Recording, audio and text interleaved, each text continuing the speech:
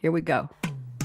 Come on, everybody dance with me. Melanie, I want to see those moves. Welcome to Read My Lips Radio, Myron? a lively hour of unscripted conversations with savvy creatives. I knew it. Producer and host, akaRadioRed, asks novelists, artists, photographers, designers, comedians, actors, musicians, composers, screenwriters, directors, and technology innovators about their creative passion, inspirational muses, and how they create.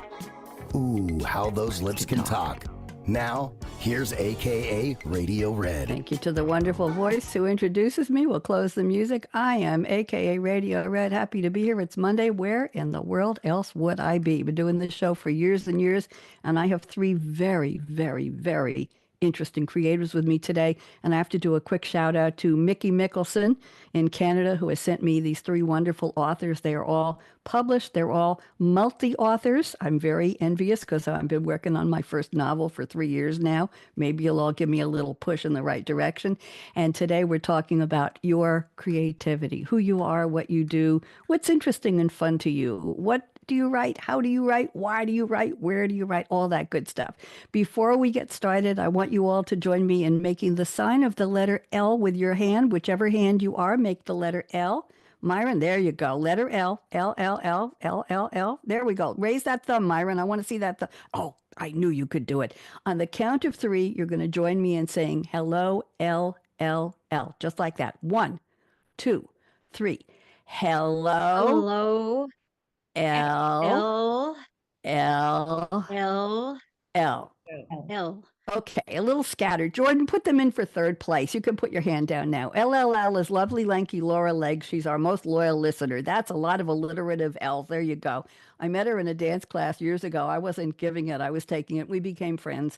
And Laura hasn't been feeling well, but she thinks she'll be able to listen or watch tonight on YouTube. And she is going to send me an email, Myron and Melanie and JM, Jennifer, at 6:01 p.m. And she will tell me what you said on the show. She'll give me a little book report about each of you and how much she enjoyed hearing you. And she always calls me beautiful, gorgeous lady of red, so I expect that. So there we go.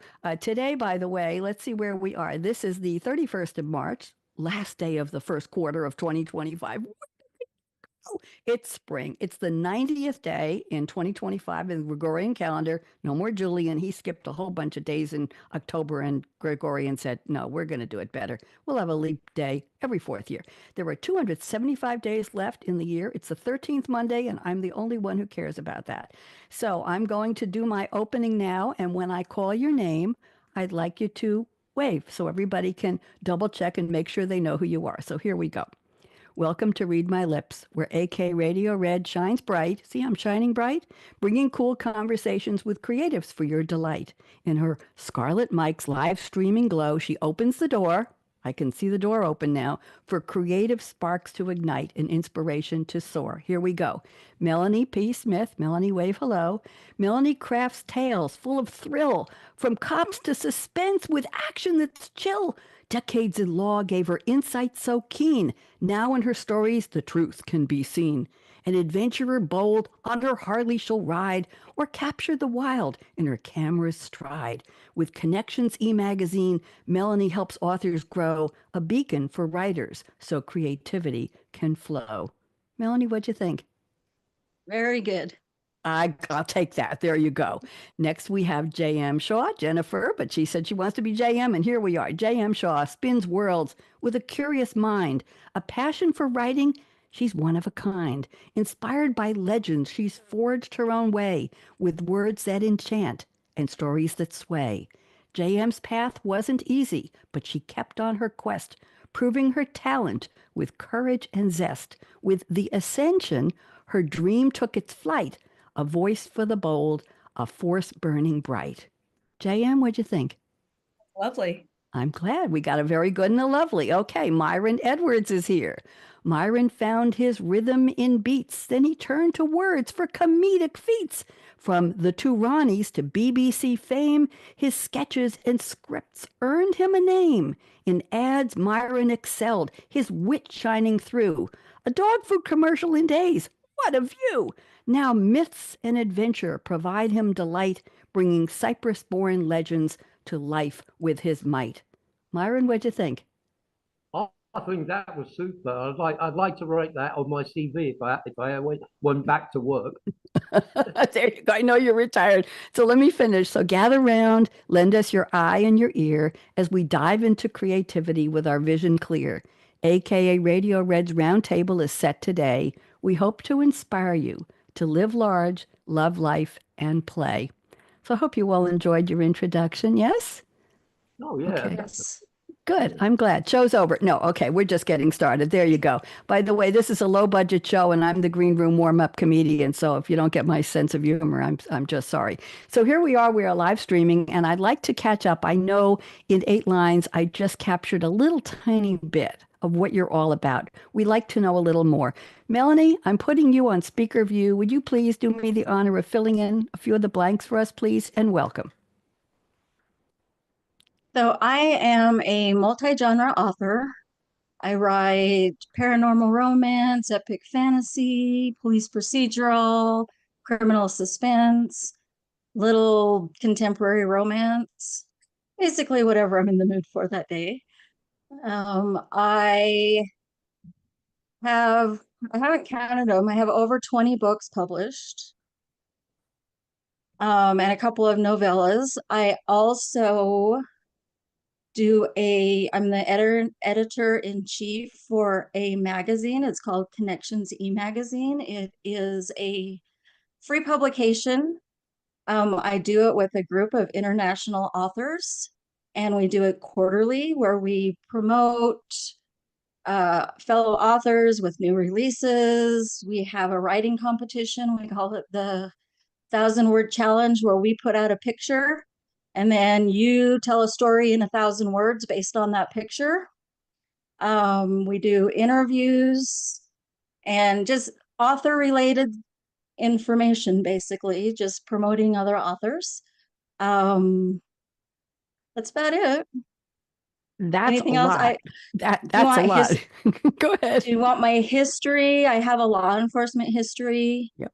I can talk about that, or I can be done. Just give me a little tiny bit of your law enforcement history. We'd like to know that, please.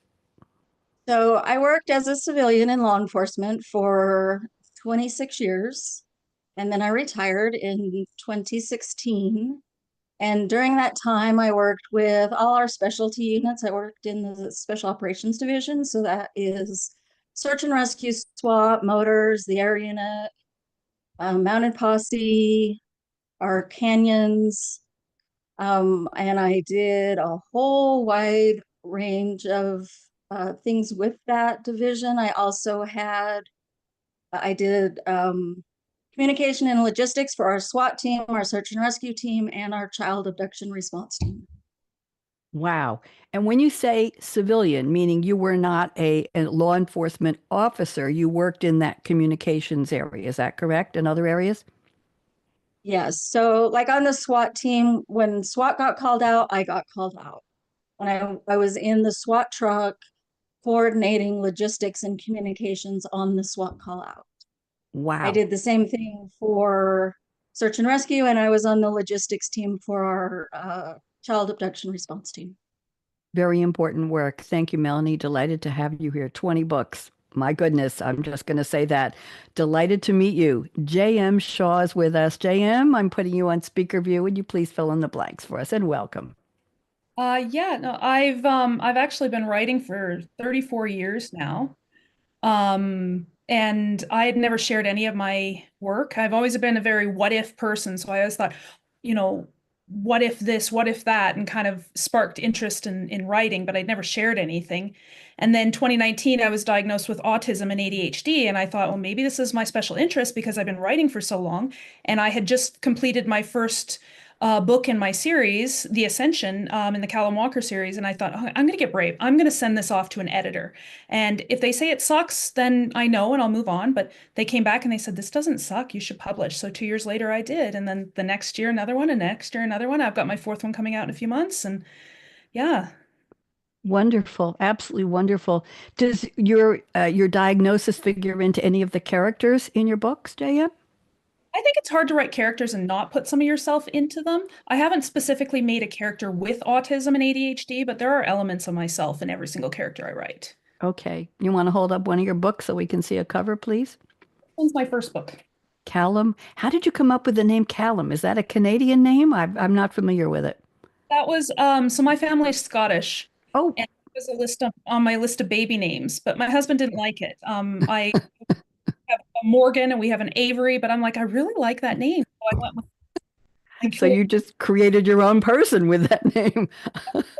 I love it. Thank you. I'm always interested in how people pick names for their characters. So, yes, we'll talk about that later. Thank you and welcome. Myron Edwards is here. What a history you have, sir. I read your bio and you've done so much in so many places and so many industries, and you're here as a creative writer. So, Myron, I'm putting you on speaker view. Would you just spend a couple minutes filling in some blanks for us? Tell us what you've been doing. Welcome. Um, I really started writing after I decided to leave the band that I was in, because the guy that I was working with, him and I joined up together. He was the lead singer, I was the drummer. He asked me, we've got to do some scripts for a hospital radio. I said, well, I've never written anything in life. What are you on about? So he said, yeah, you go on, just write some bits for me. So we did a hospital radio show, and we were left with a lot of the material. And he sent them to the Two Ronnies. Now, the Two Ronnies were the biggest comedy group, the comedy duo in the UK, and in fact, they were worldwide. And we were lucky we got on the Christmas show, which gave us the start. And from there on, we started to write for radio as well. We wrote for Roy Hudd. We wrote for Weekending. We did stuff for, well, he did some TV for Dick Emery. I did some TV for Marty Kane, and I also did some TV for A Kick Up the 80s, which starred Tracy Ullman, who went on to Mm-hmm. be Tracy Ullman, basically. So I was doing TV, I was doing radio, and at the same time, having been in the travel industry for what, 30 years, and doing things like running airlines and tour operators and everything really, because I started in the travel agency when I was 16. I was a Saturday boy stamping up brochures, believe it or not. And then after that, what happened was that I went to JWT, they were the biggest advertising agency in the world, and they did a thing called the copy test. Now, for your listeners, I'm going to give you a question, and the question was the second question in the copy test. Write a radio commercial which features no words or music, but the product that you actually write about must be clearly apparent. And you can't use words, you can't use music, so all you can do is use sounds, and you have to come up with an advertising idea. After that, I joined JWT as a copywriter, and as a copywriter, I wrote my first TV commercial in 10 days for a dog food, where we used a helicopter, which was fun. And then, as far as that goes, when it flitted in and out with things like tour operating, and also what was called incentive travel. And then I went to move where I am now today in Cyprus. I brought all my family over, and that gave me an idea when we went to see. Well, I'll tell you about that later. I'm taking too much time. No, you're not taking too much time. You have a fascinating history. All of you do. But I have to tell you that I read in your bio, Myron, that you created a tube-based traveler's tourist map of London in 1987. I've never heard of it. Would you just briefly tell us a little bit about what that is? Go ahead. Absolutely. The underground state of the underground in London was a terrible state in those days. Trains were late, they cancelled. People used to find that there were strikes all the time because the way that the actual underground was run. So one night I was at Tottenham Court Road Station, and they were cancelled. Trains all cancelled. Buses absolutely full to the brim. So I thought, well, I've got to walk back to Liverpool Street now. What's the best way to do this? So I took shortcuts. Basically, I took the shortcuts and I looked at my watch as I started off, and I was there in just 20 minutes, 25 minutes into Liverpool Street. Well, the underground takes nearly 15 minutes to get into Liverpool Street, so I was only 10 minutes after. Now, the main thing that happened was a day later, I got in a taxi, and this guy, Jim, who was the taxi driver, he knew the knowledge. So, which is the way that you actually become a taxi driver, because that way you know all the different routes. Mhm. And I said to him, could you write me out 12 routes from mainline stations which we could walk? And he said, yeah, that's not a problem. I thought I'd never hear from him again, but a week later he came into the office. He'd had a cold, believe it or not, and that cold had told him, oh, well, I've got nothing else to do. I might see these routes for this bloke. So I used my art director, who was at the agency I was working with, and he created the maps. And from the maps, we created the books. And we sold the books in W.H. Smith's. We sold them to the London Tourist Board, and it went on from there. But we run out of money. That was the problem, like everything. Well, that's very interesting. They say, what did they say? Necessity is the mother of invention or something like that. And you had a necessity and you created and you invented, innovated something that wasn't there before. And that's how these things happen. So, yeah, are people still using that? My engineer tells me he may need one because I sounds like he's going to London. Are these maps still available, Myron? Unfortunately, there isn't any more tube walking as such, but there's a lot of copies of it. So people have basically taken the idea and changed it a little bit, Okay. and the use the basics of it. Okay. Well, thank you, Jordan. Jordan's my engineer. Jordan, you've been told. There we go. You put you in touch with Myron after that. Thank you all for the bios. You're all absolutely fascinating to me. I look for more than just how many books you've written and published. I look for who you are and what motivates you and what sparks your thoughts and what gets you to sit down and write. I just find that fascinating. I'm having trouble finishing my book, as I told you. So let's go to the opening quotes. You've all sent really good quotes, fictional quotes from characters in movies or TV shows or song lyrics. I'll go through the list. And Melanie, I'm going to read your quote with just a tiny bit about it. And I'd like you to take about 2 minutes and tell us what this has to do with you and your creativity. So the quote is from Professor John Keating. I think everybody knows, played by the wonderful late and way too soon late Robin Williams. The movie is Dead Poets Society, 1989 teen drama film. And Melanie, I've never understood why they call it a teen drama film because it was so much bigger than that. It's set at a fictional Welton Academy elite all-male conservative Vermont boarding school. That's a mouthful.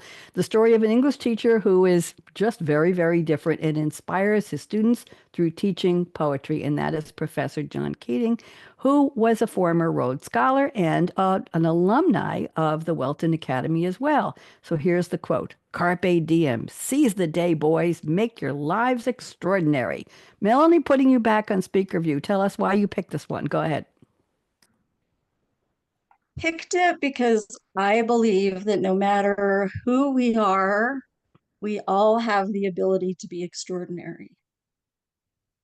And personally, as it pertains to my writing, for many, many years, I don't know if it's a mistake, but I viewed my writing, my talent, as a hobby, something that I never planned to share with anybody. It was just something I did for myself. So it was kind of a hidden talent because I didn't seize the day. And I ultimately was pressured by my husband and my mom to, that's kind of a story. I don't know if we have time for it, but Go ahead. Go ahead. so I was winding down my career at the sheriff's office, and I had not written creatively for many years. Life kind of got in the way.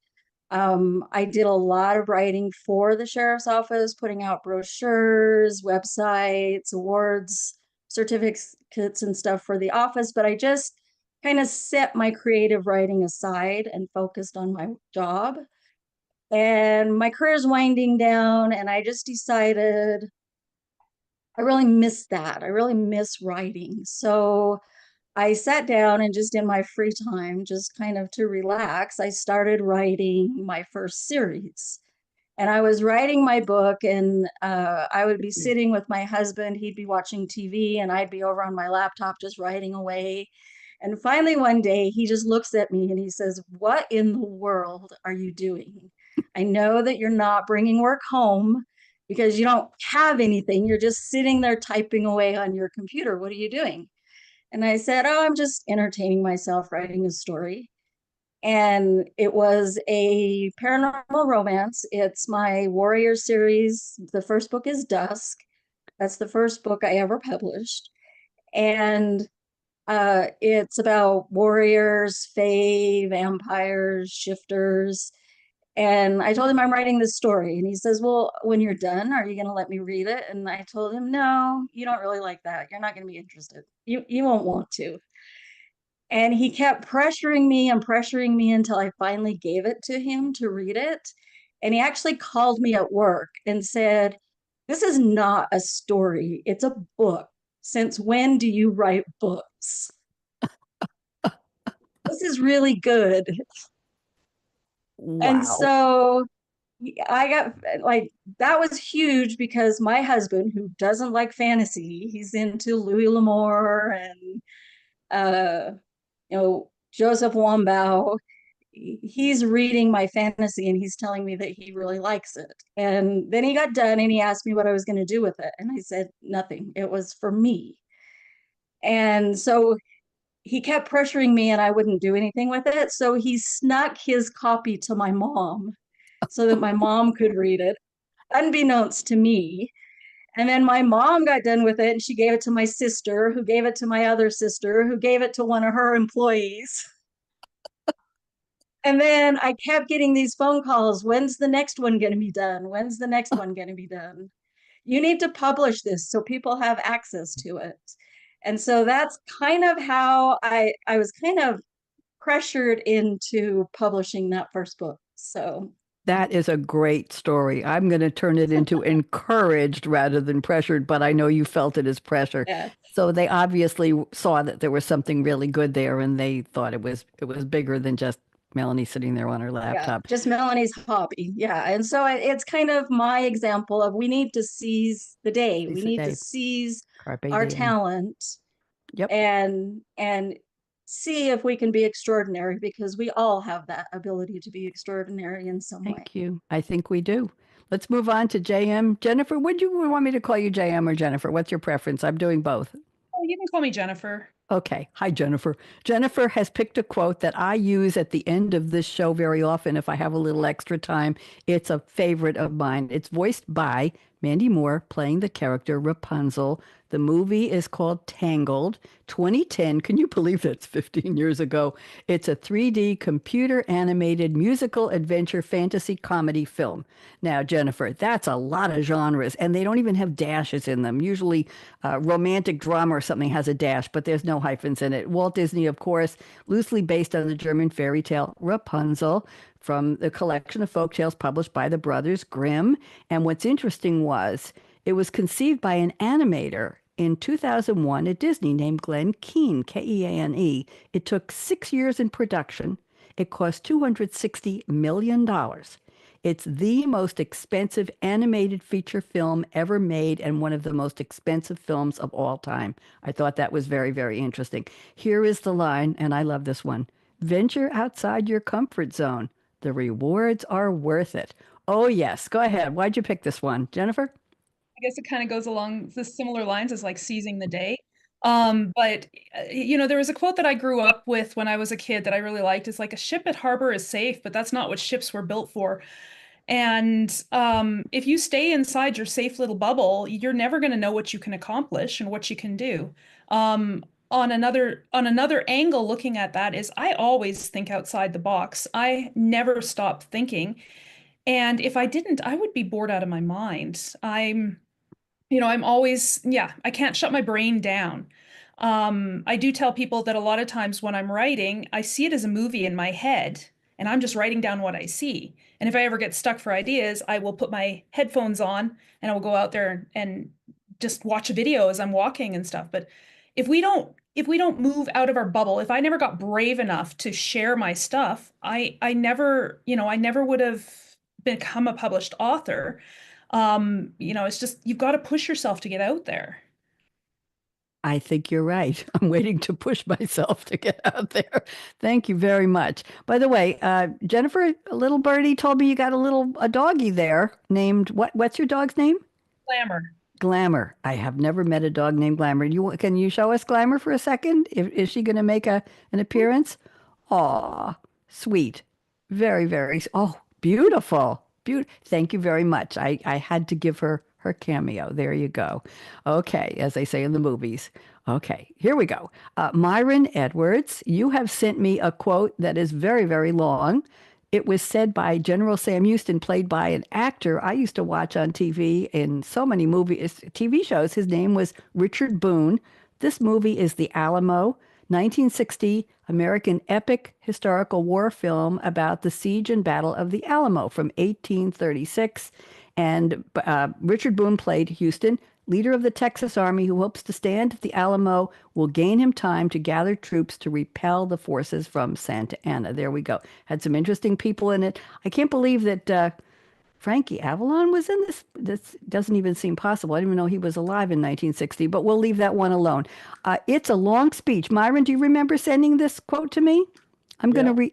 Yeah, I'm going to read a little bit of it. It's from the movie script on page 9. I found the actual full movie script. Yesterday I read you, Colonel Fannon's message, telling us he could not reach the Alamo in time.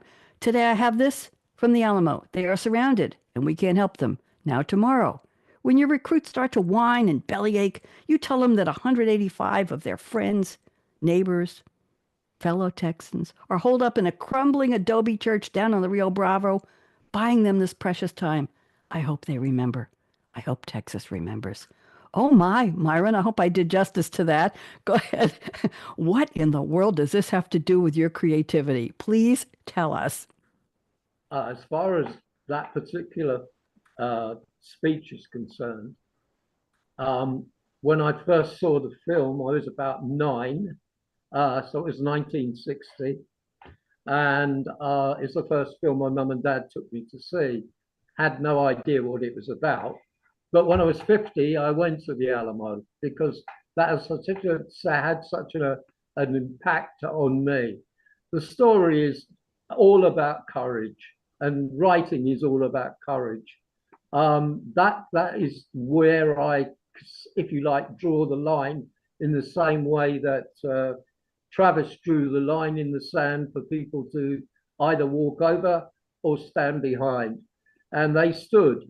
And they were amazing because basically they were outnumbered by, there's different accounts, 5,000 or 7,000 Mexicans who were battle-hard troops. And he thought that they wouldn't get there before April, but in fact they got there much, much earlier. And they celebrated their anniversary on March 6th this year.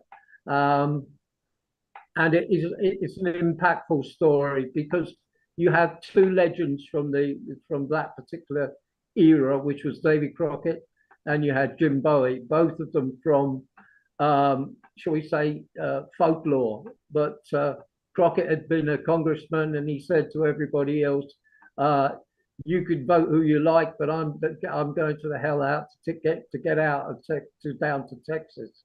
And that basically was the story. The story is all about courage in overwhelming odds. They knew they were going to die. There was no way that they were going to survive this. But in doing what they did, they gave the opportunity to Sam Houston to get all his troops together. And at the Battle of San Jacinto, which lasted less than 2 hours, they defeated Santa Anna.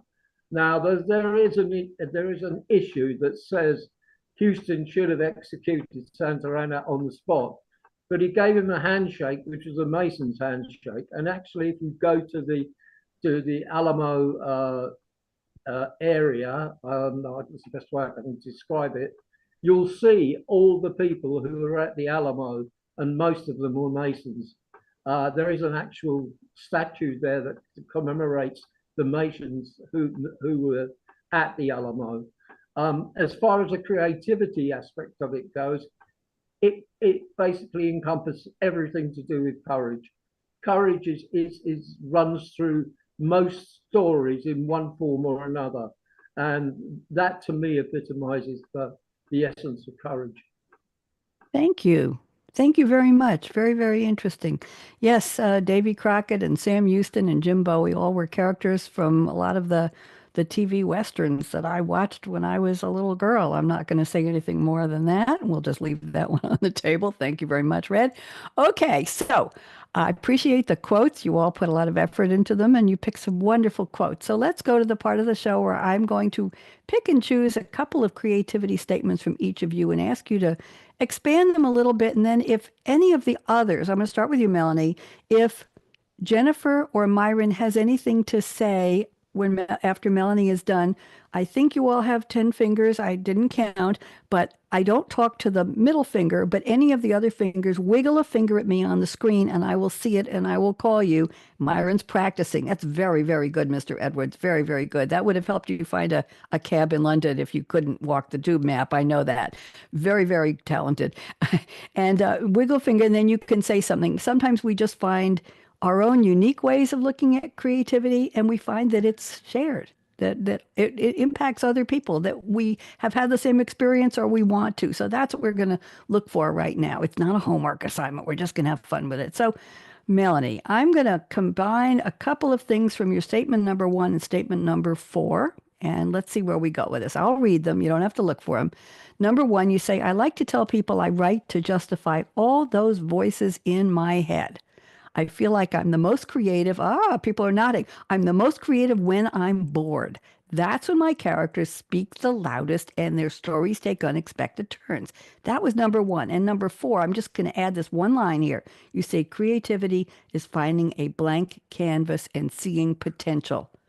Melanie, really, really interesting. Go ahead. Take us through this, please. So yes, I say that because it always gets people look at me weird, like, you have voices in your head. And so it kind of gets a reaction, which my sense of humor, I enjoy doing. I relate very well to what Jennifer said as she writes. I basically see this movie in my head and I'm just writing it. I'm just telling the story, but it's like it has a life of my own. By the time I'm done with a series, my characters feel like friends. That's about it. I can relate to that. I wrote 3 romantic comedy plays about 8 years ago, and I started one day. I said, I want to write a play, but I didn't know how. So I Googled what's play look like, and I found a downloadable document called Playwriting 101, and it gave me the font and the letting and the how you set up the scene and you define the characters and how curtain up and rise, and just like a real play. I wrote from 1 to 4 in the morning for 3 nights. Melanie, the characters were in my head. They told me who they were. I picked the setting, Penn Station in New York. I picked the setting and they just spoke. They just talked and talked and talked to each other. They talked to me. And in 3 nights, I had a play. And I was doing a cable TV show at the time, hosting and producing. And I went to my crew and I said, I'm going to get some actors. I found some community theater actors on Long Island, New York, who were willing to. I said, you don't have to memorize anything. We'll put some teleprompters in front of you, because they had full-time jobs and they were acting in other plays. And I didn't want this to be a burden for them. So we green screened. They sat in an empty studio on chairs or boxes with a green curtain behind them, and we put it in video, and it took place in a cab. Myron, it took place in a van that was a New York City cab in front of Penn Station. And my director went and he filmed sounds of Manhattan and got the sounds, and then he filmed scenes of traffic in Manhattan. So we had them sitting inside a digital image of a cab. They were sitting on chairs, and I bought a toy steering wheel for the cab driver, and we mounted it on a table, and we had teleprompters, and we recorded it, and I had to edit it down to 26 minutes because that was the length. The TV show was 30 minutes, and there was time. Myron knows this, PSAs, opening and closing, and a little announcement here and there. And I ended up doing 3 of those plays, and they just literally, Melanie, the characters told me what to say. They just talked through me. I was channeled, and it was a wonderful experience. That's my story. Jennifer or Myron, do you have anything you want to add to what Melanie shared, or me? Jennifer, go ahead. I know I have a lot of people ask me, it's like, how would you feel if your stories were brought into a movie or a series, a television series? And I was like, well, I think a lot of authors would love to see their movies in on the screen and stuff. But in all honesty, I don't have to pay for the special effects in my head, and they are quite more amazing than anything they can create on computer or in other special effects. There you go. Well, I became a coach and a director and a script writer in order to do this with these 3 people. And I helped them define and refine the characters in their own words so they could act them. It was a tremendous experience. Myron, what do you think? My thing is that I write in pictures. So in other words, if I can visualize it, I can write it. But so in the first instance, before I wrote the book, was I wrote the screenplay, and writing the screenplay seemed to be a good way to actually get all of the information that I wanted to get out into a screenplay and then convert it into a book, because it was then just a case of padding it, getting because you had everything all down, but you just needed then to just, as I say, pad it with different pieces of action and literature, literally where you were taking the characters, where the next place was, etc. So that's how I write. I write if I can't picture it, I can't write it. I'm sorry. That's the way. Well, that was one of your statements I was going to pick, but I have a lot more, so that's fine when we got to you. That's very, very interesting. I heard these people and I saw them.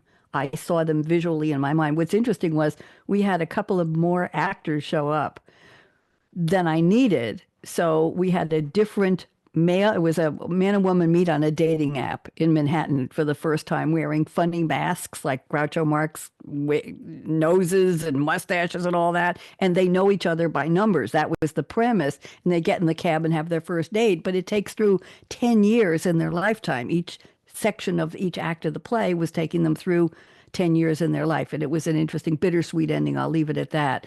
But it just was it was wonderful to feel them come to life. And I did picture them, Myron. I pictured them standing there, and what would they say to each other, and who would get in the cab first, and what would they say, and what would the cab driver respond, and how would he hear them, and what would he say to them? And then when they came back 3 years later, he would say, "Hey, I know the 2 of you. You were named after jewelry stores. One's Tiffany and the other is Zale. I know who you are." And then again, in the 3rd act, he sees them again. He says, "Listen, what can I tell you? You're back." And so he's responding almost like the narrator in their anyway. It was a lot of fun. Let's go on. Thank you. Oh, Melanie, go ahead. Go ahead. I have one thing. You've mentioned a couple times that you're still trying to write your first book. I would say do that with your book.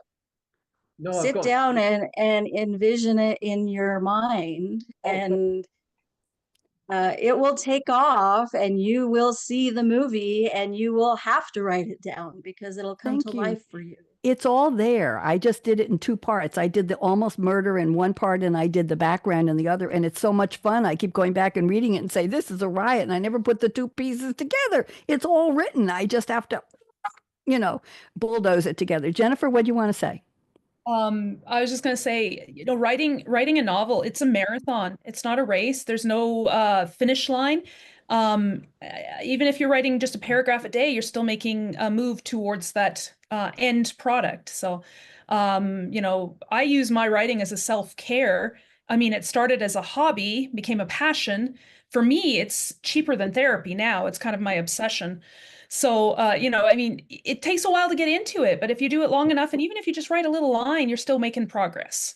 Thank you. You're all very encouraging. Let me go to Jennifer. You're next. I picked a couple of statements from you. I think you already mentioned this, but it's worth repeating. You say, every story I write usually begins with a question. I like that. And then you said, when I spend as much quality time as I can with my family while I spend, when everyone else is occupied, I slip away to a quiet corner and write as much as I can until someone notices me. My giant poodle, we just met Glamour. My giant poodle usually joins me, serving as both a leg warmer and a compression blanket while I work, being that I often become time blind during not realizing the passage of time while immersed in a hyper focus. I usually set an alarm to go off every few hours so I can take a short body break and get a snack before returning to my writing. This is very, very interesting. So tell us a little more about this, Jennifer. Yeah, so I have two very busy boys. I have an 8-year-old and a 10-year-old, and they're both on the spectrum and they both have ADHD, just like me. So it can be very loud and very busy in our household and such. But I mean, I need that me time. I need that, I'm still a human, even though I'm their mom. And for me, writing has become my self-care. It has become my escape from the stressors of life. And I give it attention, I give it time, but I have to fight sometimes for that time. When I'm not trying to keep my children from killing each other, if they're occupied doing something else, they don't need me in that moment, so I can slip away and take care of myself. I like that when I sit on the couch with my laptop on my lap and I've got my legs all stretched out, my dog will lay on my legs, and she's about 68 pounds and she's really warm because I like to put a blanket over top of her, especially in the wintertime when she gets all shaved down. So it's so comfy. But yes, I do get immersed in my hyper focus and I will forget that the world exists, until somebody comes and actually physically jumps on me or, Mom, I need a snack. And then it draws me out of it. But if I'm alone and I don't have that, or I get really into a hyper focus, I do have to set alarms because I will forget to eat.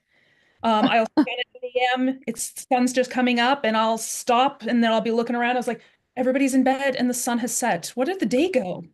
Goodness gracious. I should be so lucky I should forget to eat. There you go. Anybody have any comments about the hyperfocus? And don't we usually call that being in the zone? Is that the same thing, Jennifer? Being in the zone for writing, or is it different?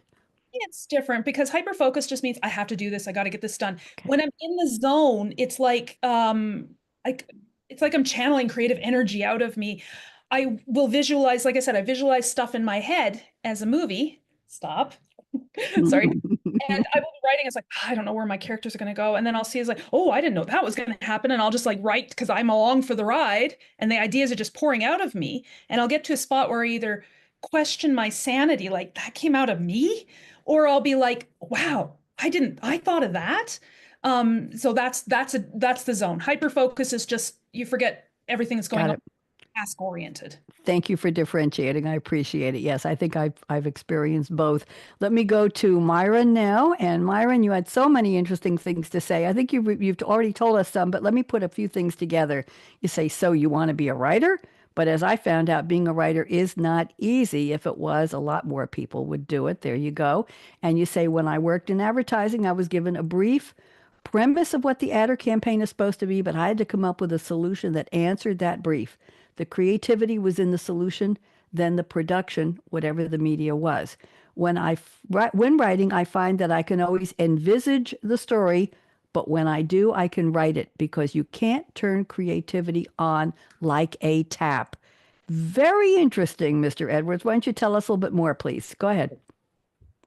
Well, I can talk about my books and how they began because that's a whole creative story in itself. I live in Cyprus, and in Cyprus, the biggest, if you like, legend is Aphrodite. It's basically the symbol of the island, and now, of course, the island is the island of love, and love is all about what Aphrodite is about, being the goddess of love. So when I first came over, and this was before we were married, we came to Cyprus, my wife and I, Nikki, And we went to Petratul, which is actually Aphrodite's rock. And we went to a cafe up in Aphrodite's rock. And I was walking around and I was in the cafe and I saw a poster on the wall. Now, it was done by the Cyprus Tourist Office, but I've never been able to find it. And when I rang the Cyprus Tourist Office, they didn't know what the hell I was talking about. Anyway, I saw this poster. Now, what is particularly interesting about the poster is the fact that it's an aerial shot taken from above the rocks, and in the water is a figure, and the figure is, I think, that of Aphrodite. And that's what I used as my concept for the story. And the idea is that the figure in the water is, in fact, Aphrodite. And because of the fame of Aphrodite, the book is all about how somebody can bring her back almost to life. And it's a fantasy story, which also involves quite a few of the legends of the ancient Greeks. So that was the first book. The second book was a follow-on, and then the third book was the end of the trilogy itself. But all of it was based on this, if you like, epiphany moment. That's how it all came about. But I wrote, as I said before, and after I wrote the screenplay, I wrote my first book based on the screenplay and gave it to my wife as a Christmas present. Just one book, got it published, just done by a local publisher. And then other people read it and said, why don't you try and get it published? So I sent the if you like, the script and the manuscript that I did to a publisher in Nicosia. And he said, this is really good. Can you come and see me? So we went up on the Monday, and on the Tuesday, I'd signed a contract to print 5,000 books. Nice. Yeah, very nice. In English, we printed them in Greek. So that was the first, if you like, escapade into that particular idea. About 2 weeks later, somebody had said they'd read in the press about my story and they wanted to make a film of it. So I got a film company get in touch with me. They started to plan the film. And we had Gillian, who was in the X-Files, Gillian Anderson. She was going to play one of the parts in the story. We had various other actors as well, some Greek, some English, some international A-listers. So it's all going swimmingly well. And then along came the financial crisis in Greece and Cyprus shortly afterwards.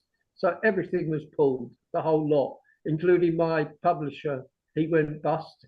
So it's just it's a catalogue of good things, and then it's a catalogue of disasters.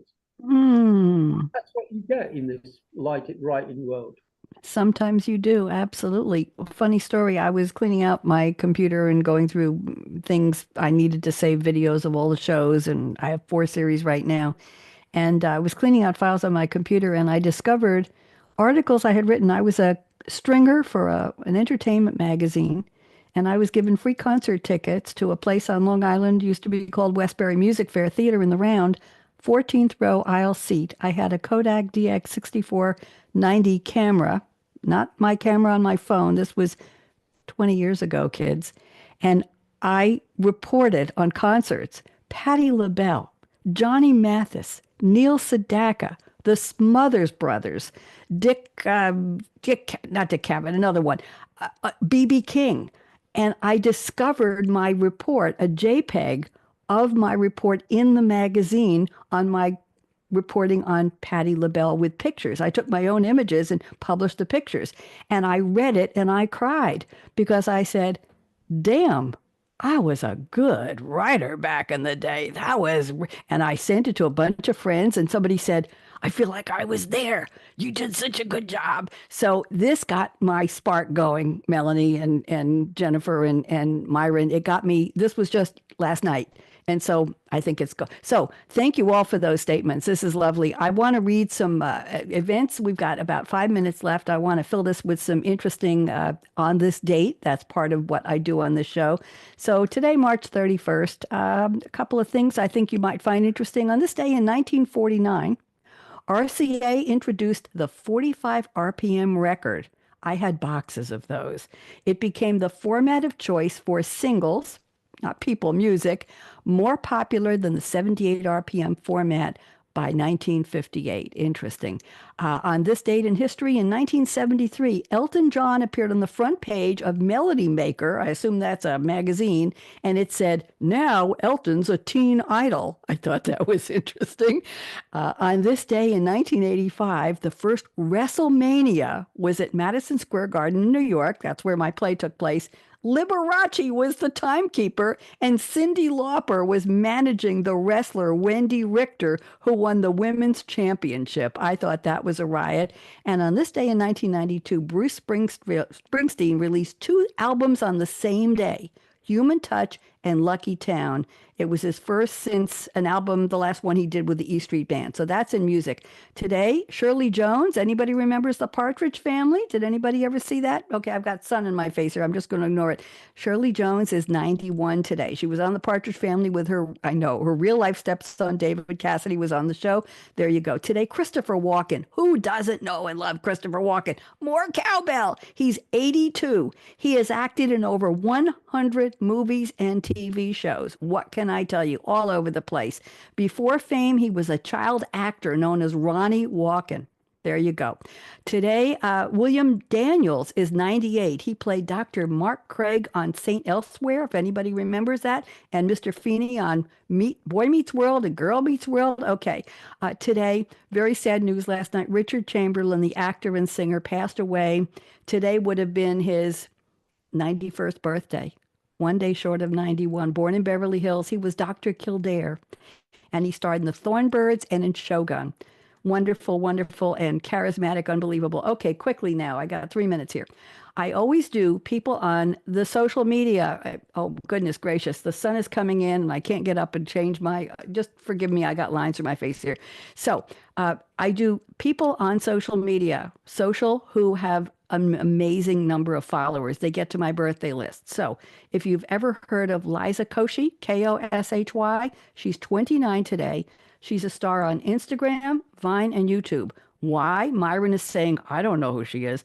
Myron, she has 16 million subscribers on YouTube. She has 20 million followers on Instagram. And she started posting comedy videos on Vine, and she got 5 million fans there. I just wanted to tell you that, okay? She won the 2017 Choice Star Web Stars Female at the Teen Choice Awards. She hosts a Nickelodeon reboot, all that stuff. And today on TikTok, I know, Esther Luxey, Luxey, is 24 today. Why is she here? She only has 1.5 million followers. Don't feel sorry for her because she has 248 million likes. I did have somebody who had 16 billion recently. They only get to my list if they have an extraordinary number. She's a French TikTok star who posts quick edits featuring travel clips, makeup tutorials, Jennifer, short modeling photos, and lip sync videos and tutorials. 248 million likes. I keep saying I'm in the wrong business. March 31st. Today is Crayola Crayon Day. They started in 1902 with the Binney and Smith Company.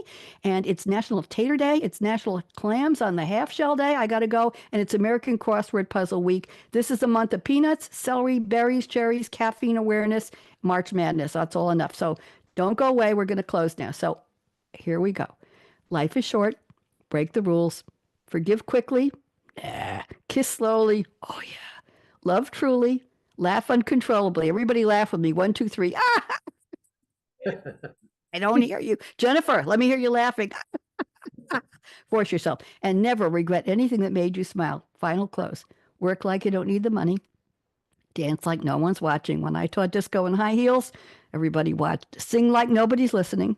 Love like you've never been hurt. We all have. Get over it. Let your heart regroup and regrow and love again. Money talks, chocolate sings. Ooh-ah! And last but not least, I stole this line from somebody years ago. Thank you for turning me on. Now, let me go and do the closing music, and then we'll stick around for a minute if you don't mind. So let me put this up, and let's do this. Here we go. On Read My Lips Radio, producer and host, aka Come on, you can dance with me Radio again. Red, invites you to eavesdrop on her live, unscripted conversations with smart, savvy, creative people. Myron, as she I wanna see discovers those what moves. makes them tick, where they find their inspiration, yes. when creativity yes. first became their passion, and how their creative process can inspire About the all rest of of you. us to think out of the box. Enjoy, aka Radio Red's always lively, cool conversations with creatives. Oh, how those lips can talk. There we go. Thank you very much. Wave goodbye and don't go away.